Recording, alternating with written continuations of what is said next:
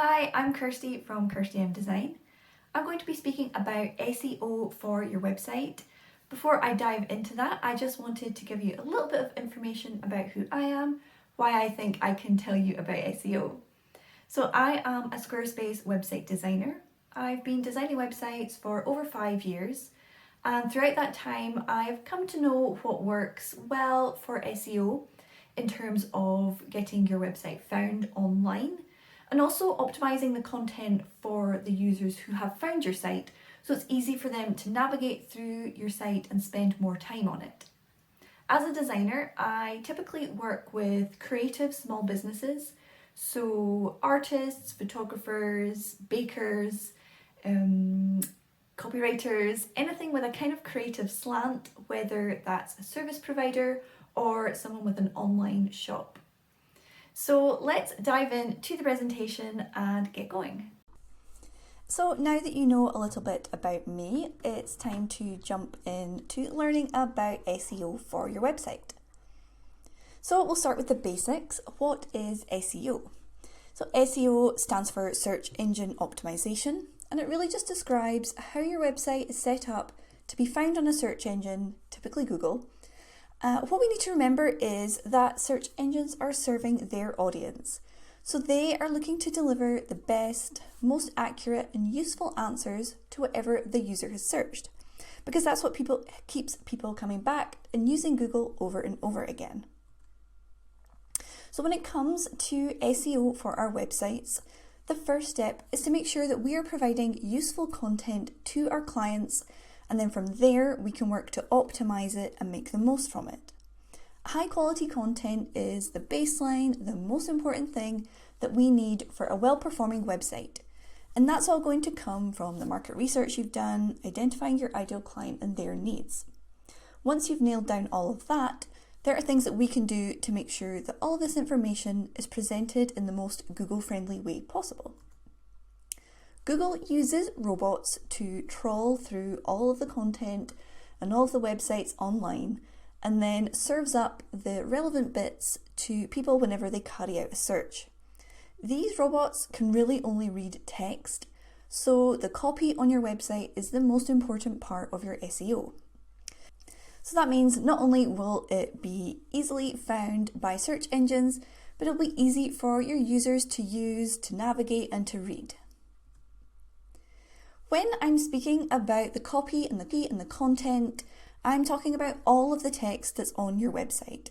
So not just blog posts. I use the word content a lot when I'm going through this presentation, and that word is used a lot when we're talking about Instagram captions and social media. But I'm really, in this case, just talking about every piece of text on your website. To make the most of this text on your site, we should really be including keywords wherever possible. So keywords are the words that people will type into Google whenever they're looking for something, specifically your service in this case. So that could be something like wedding hairdresser in Glasgow, it could be Squarespace website designer in Scotland, whatever it is. So you want to make sure that you include those words and those exact phrases throughout the text on your site. So we don't want to go overboard, and the text should always sound natural. So it should sound like something that you could have said in your tone of voice, but we should be conscious of including them wherever possible. Finding keywords doesn't need to be complicated. You want to think about words that you associate with your business around the headings that are on screen just now.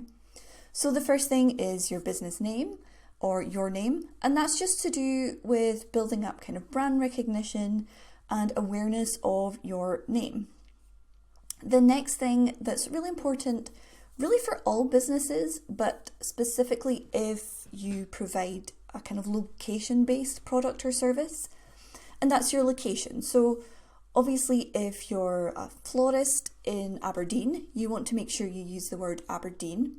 But if your service also serves a kind of a radius, so let's say maybe, 20 miles, 50 miles, think about all of the different areas, regions, states that people might also be searching, and that you could still work with them. So don't just think about your immediate area, think about all of the areas that your business would kind of encompass. The next thing is your specific product or service, so all of the kind of descriptive words around that.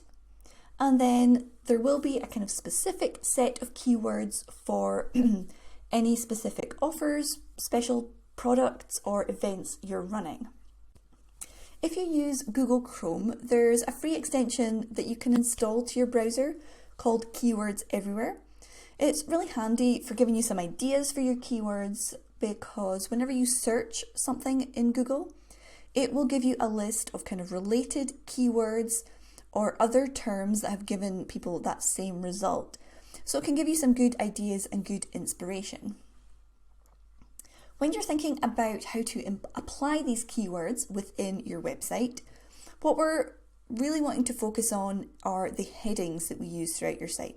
And we'll look at an example of a web page and how you could use these in a moment. We've got I've got a diagram that we can look at, and it'll kind of make everything make a bit more sense. But what it really comes down to is removing any vagueness within the text on your site and really being as specific and descriptive as possible, and removing kind of headings and words that could be applied to any business and really honing them in to words that could really only apply to your business. So in the examples we've got here, instead of just saying our services, you would say website design services, or you could use your business name. So instead of saying our products, you could say Choco Cake products. So Choco Cake was a bakery I worked with earlier this year. Or we can look at here, a lot of websites include a kind of welcome message in a heading, but that doesn't really help until somebody knows who you are. They'll never be searching for your name. So instead of just saying, hi, I'm Kirsty, thoughtful Squarespace website design, websites for creatives rather, or instead of saying what we offer, really be specific and go with something like handcrafted floral bouquets for weddings.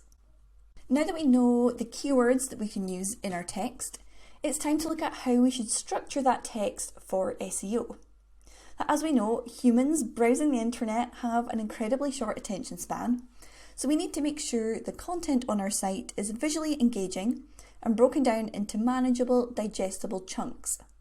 So when writing the copy for your website, it's helpful to create a hierarchy of the different types of text that your website needs. This not only helps the reader take in all of that information when they're scanning the page, but it also tells those Google robots which pieces of text are more important than others.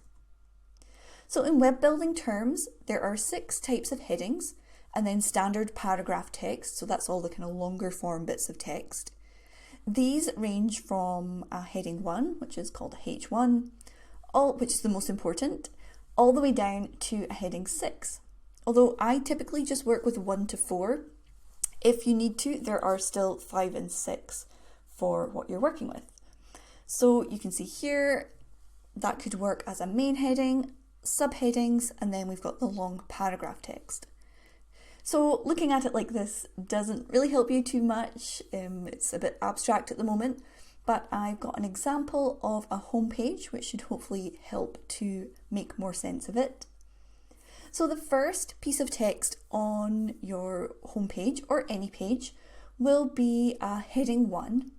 For your homepage, that should be a mission statement for your business, and it will clearly convey to the website visitor what you do and who you do it for. This should be just one sentence or statement that conveys one key message.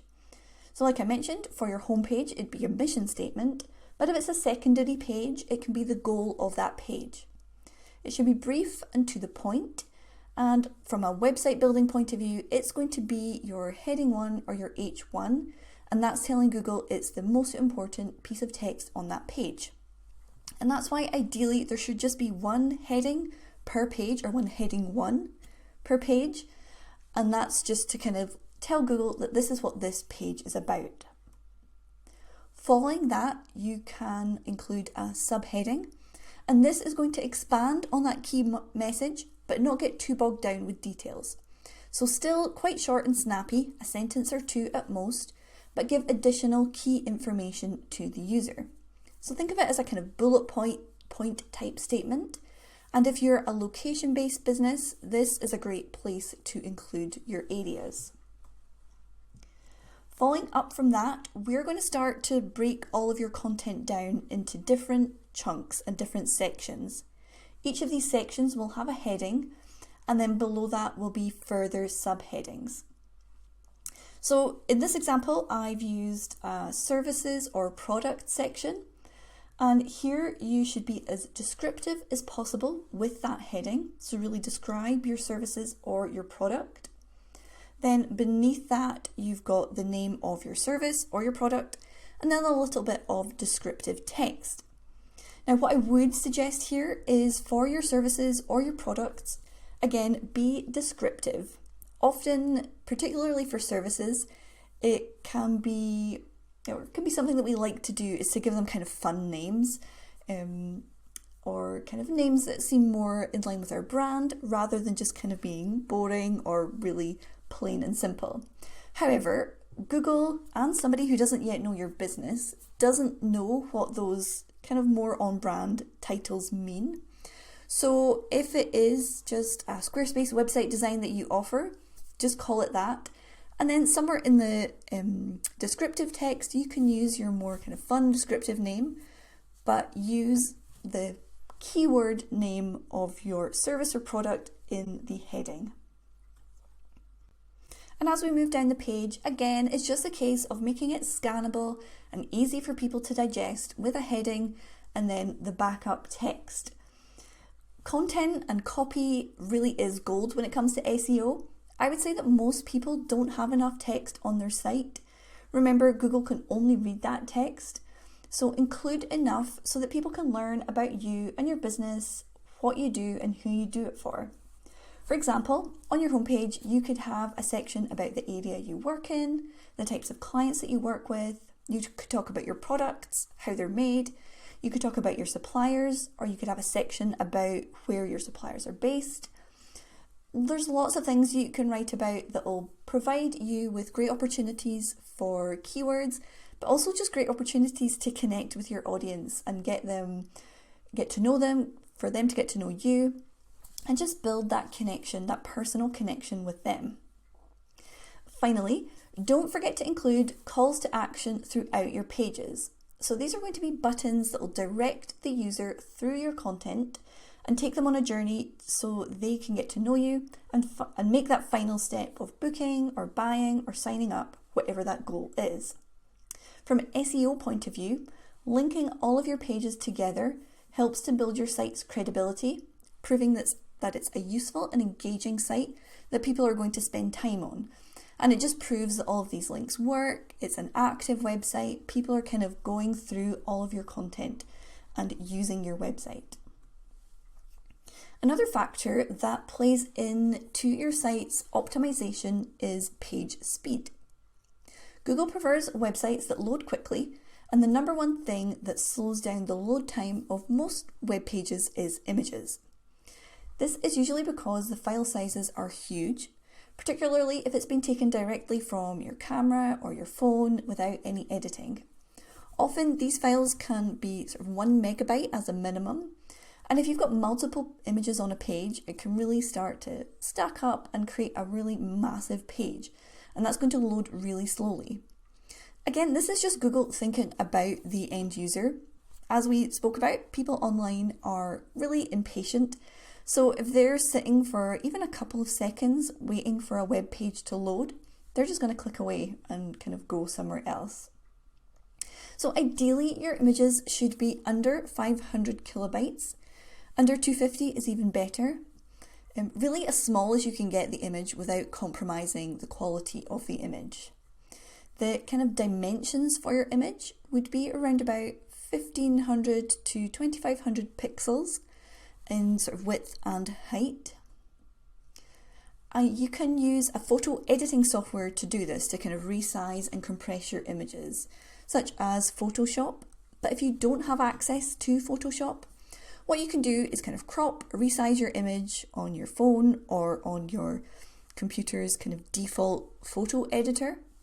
And then to compress the file, so to make it smaller, the overall file size smaller, you can use an online tool such as tinyjpg.com, the one that's on screen here. That's a free service, and you just run your file through the compressor and then download it again, and it really helps to make files much smaller. I use it all the time. The last thing to do with your images is to make sure you rename them. So I mentioned that Google can only read text, which is true, but it can also includes text that's associated with your images. So in the case of the image, it's going to be the file name. So rather than uploading images that are IMG2654, rename it to describe what's in the image and your business name. So the example I've got here is Rustic Peach Wedding Bouquet for Longleven's Flowers. So next we're going to look at a couple more general tips for SEO and building traffic to your website. The first thing is to use Google's own tools. So first up is Google Search Console. This allows you to submit your website to Google, giving it a head start if it's brand new. So it kind of lets Google know the general tips for SEO and building traffic to your website. The first thing is to use Google's own tools. So first up is Google Search Console. This allows you to submit your website to Google, giving it a head start if it's brand new. So it kind of lets Google know that you exist. It'll also allow you to track what terms people are searching and how they find your site. So this is really helpful for refining the keywords you use. So you can see on screen here, this is an excerpt from the Squarespace analytics page, and it's for my other business called Bake This Happen. And on there, I sell website templates and kind of cake pricing guides for home baking businesses. So you can see here, the keywords that get most traffic to my site are cake business plan, cake cost spreadsheet, calculator, Excel spreadsheet, etc. All of these terms, just as a kind of aside, are within my blog posts. Most of my traffic on this site comes from blog posts. So I'll speak a bit later about how important blog posts are, but this is also kind of the evidence that backs that up. The second Google tool that you can use is called Google My Business. So you might have seen that on Google itself. Whenever you've Googled or searched for a business, on the right hand side of the screen, you can see the business with their details. There's usually some images, a link to their website, their socials.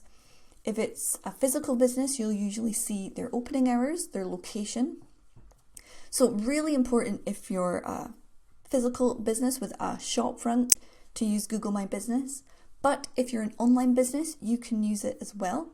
And it's just, again, about building up that credibility with Google and proving that you are a legitimate business with a legitimate website. Next up is to optimize your page names and descriptions.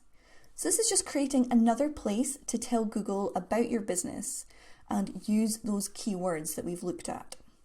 Here, you'll again want to use clear descriptive words for each of your page titles. And that's just to tell Google exactly what's happening on that page and what you offer.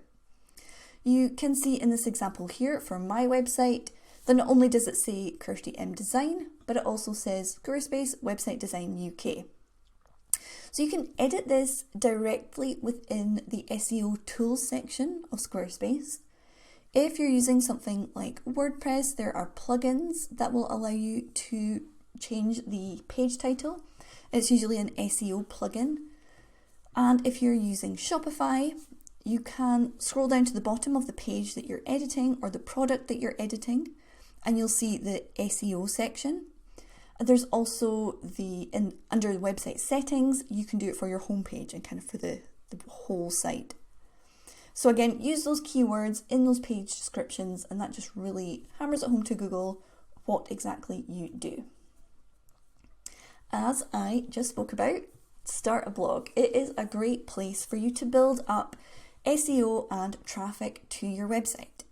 So Google loves fresh, new content, and on top of all that, it's also a great place for you to serve your audience, give them more high quality content that's going to help them, that's going to teach them about your services, your products, encourage them to work with you. So it's one of those things that works not only to get you found in a search, but also just helps you connect with your audience, connect with your customers, and ultimately grow your business. So depending on what your business is, there's lots of different ways you can use your blog. It doesn't have to be what you might traditionally consider a blog. It could be a news page to share more detail about new products you have coming out or events. It could be a journal or diary where you share what you've been working on, kind of behind the scenes. It could be a case study where you go through a particular project that you've worked on, and that will really help to tell your clients what the process is going to be like when they work with you. It can be a tutorial where you kind of do a bit of a how-to for something related to your business. And again, when you've finished and published that blog, don't forget to share it everywhere so that people will be clicking that link and heading back to your website. On that note, share your website link as much as you can. All of your social media accounts should point in their bio to your website. Anywhere you're kind of featured in an article on anybody else's website, make sure you've got a link to your site.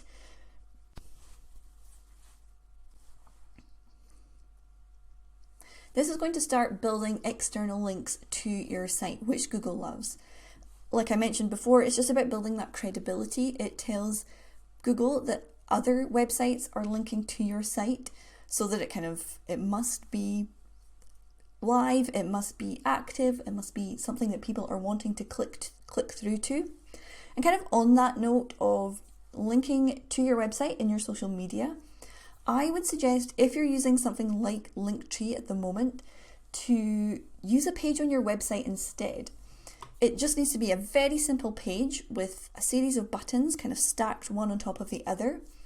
And you can add the text to that button that will describe where that button goes, and then link to the page on your site or maybe one of your other social medias. It'll visually look very similar to Linktree, but it means people are going directly to your site rather than via Linktree, so you're getting all of that traffic firsthand. So I hope you found this SEO presentation useful. I hope you've taken away some actionable steps to apply to your current website or to keep in mind when working on a website in the future. If you are looking to create a new website, I would love to help you with that.